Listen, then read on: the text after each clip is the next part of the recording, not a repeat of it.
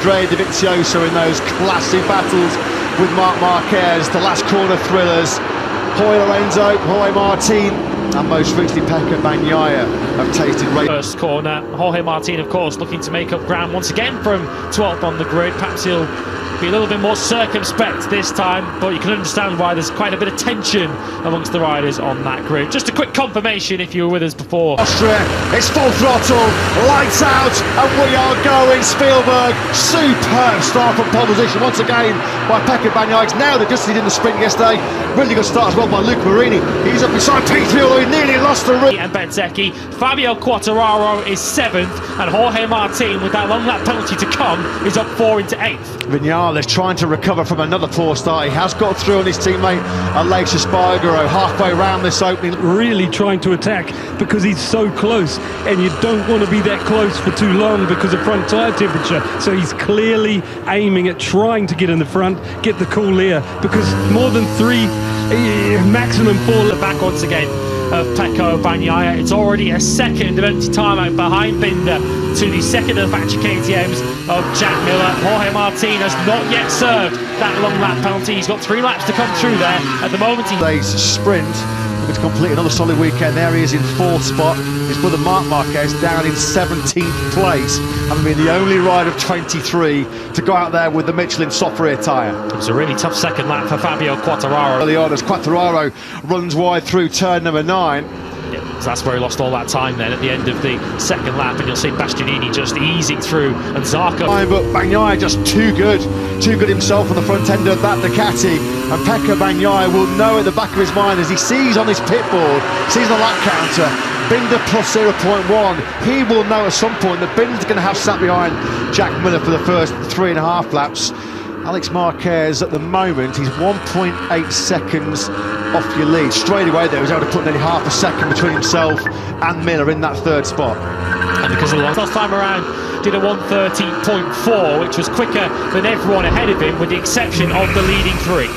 This was the race start, and look at the superb launch that Bagnaia got from pole position. Maverick Viñales just goes the wrong grip.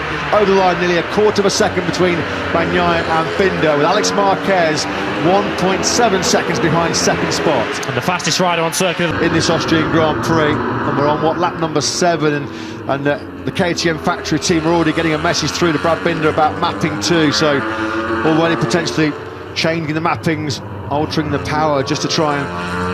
They'd flown off. Crikey, if it wasn't for rotten luck, Miguel Oliveira wouldn't have any luck at all, would he? Skittled out in that first corner collision yesterday. 3rd time this season he's been wiped out after Marc Marquez in Portimao, Fabio Quartararo in Jerez. It's 301 days since Marc Marquez last saw a checkered flag in a Sunday Grand Prix. October the 23rd, 2022 at the Malaysian Grand Prix in Sepang. The helicopter shot picks up our leaders then. Pecco Bagnaia, the factory to sit there, wait for the right time to attack. Yeah, thanks to that, Simon. At the moment on this 9th lap, Bagnaia has taken the lead by over half a second for the first time in this race. We've just seen there Jorge Martin pick off the... And you shouldn't look back in anger, you shouldn't have regrets, but I'm sure Maverick Viñales has to have a couple at the end of this weekend, having started on the front row, 2nd place, awesome pace on Friday, brilliant pace, so much potential on Saturdays. To choose between them, in fact Bezzecchi once again was the fastest rider on circuit. He did a 1:13.3, a 10th of a second quicker than the leader is going, so we've got an all Ducati battle at the moment for 3rd place, the 73 against the 72. Emotions on Binder's current status. Yeah, what I'm thinking is it's okay up to a second, you know, and that's what I think a rider would want, but if it goes over a second, you know that, or yeah, especially well over a second. 7.68 was the margin over the line as Miller continues to go the wrong way.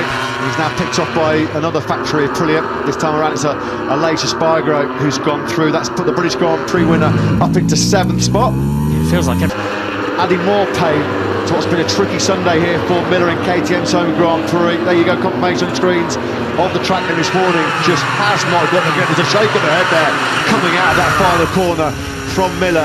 It's been attacking Zarco. Yeah, nice move that then by the Beast. They've got a bit of a pre-race boost this morning when he topped the 10-minute warm-up session. They're trying some radical setups on that GP23. Not a comfortable ride at the moment for Bastianini. Just starting to threaten to to get that advantage over Binder to over a second, that sort of magic second that Simon was alluding to. Binder fighting tooth and nail to keep it around 8 to 9 tenths.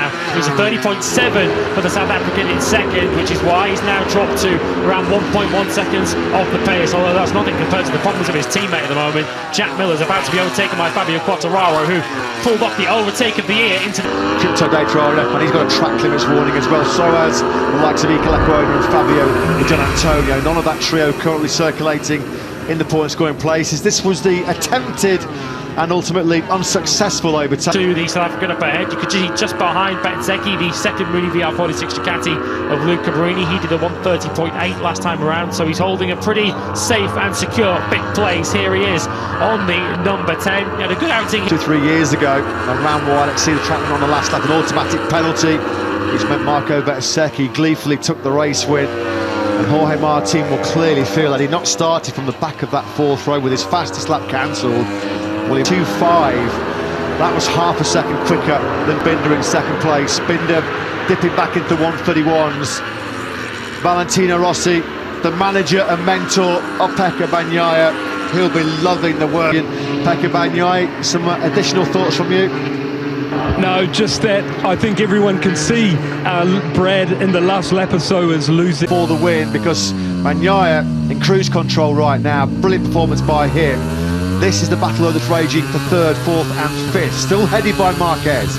Good news for Binder is that he is still lapping quicker than Alex Marquez. 3 after Portimao and Mugello. Well, that dream double is looming large, isn't it? We're on board now then with Bezzecchi. He's tried this move once before. He's closer this time around on Alex Marquez. Can he pull it up to the apex? He's going in wide again, and they almost between 3 and 4. The MotoGP bikes briefly hit 6th gear, 300 kilometres an hour, and then you're decelerating down to 2nd gear, 75 kilometres an hour for turn number 4. And he just got sucked in there behind Alex Marquez, so he was in a little bit hot. A 131.5 on a 20-lap-old soft rear tyre in these baking hot conditions. That's an outstanding effort by Marquez. Yeah, he's in a three-way battle at the moment with Jack Miller and Frankie Morbidelli just up ahead of him. Guess that does include the sight on the rear tyre, and you can see how much of a slingshot he gets onto the start-finish straight. He's tried it twice up the hill into the first corner. Is it going to be third time lucky for Marco Bezzecchi? No, he's not close enough to attack Marquez. Alex Marquez. Turn 2, look how much tighter line Bezzecchi's able to take. He's clearly got more grip at the moment on the edge of the tyre than Alex Marquez has got. This is turning into a bit of a rolling roadblock at the minute, and if Bezzecchi doesn't attack soon, he'll have Marini for company. Yeah, here comes Bezzecchi. while, and what I believe is it's pretty obvious that Pecco can keep a more consistent lap time. Everyone can see it, and Brad got to a point where it dropped off a cliff. You know, he lost some performance and electronics wise, and I believe we're getting better tyre life. Yeah, good point that, Simon. Pecco Bagnaia just on a completely different level right now. Although Marco Bezzecchi, to his credit, seems like the persuasive powers of 9 times world champion Valentino Rossi are going to tempt Marco Bezzecchi to remain in Mini VR46 Ducati next year, despite the fact he won't have access to the latest spec GP24. The loyalty working back. His half-brother on, Alex Marquez says, not just yet, Luca. Marquez versus the Rossi family. Yes. We've seen that a few times, haven't we, down the years? We're not going to dig up old rivalries. We'll leave it to the current star. Good come under late pressure from Viñales. A really good rescue job this by this man. He's going to, without any question, by any late disasters, any late drama, continue Ducati's domination here in Austria. Just look at that consistency. Lap 3, a 129.8. Long lap penalty, presumably for the same thing. He'd also received a track limits warning. That's likely to cost him a World Championship point to his teammate Augusto Fernandez. So we're on board then with Brad Binder. The KTM fans are on all this, but what's the maybes, of course, had he not started 7th and then had to work so hard and spend so long to get through on the hard-charging Alex Marquez. But it looked like after his sprint disappointment, there's a podium on offer here for Bez. If you're on the lookout for some late... In Supreme once again here at the Redbulring in Spielberg.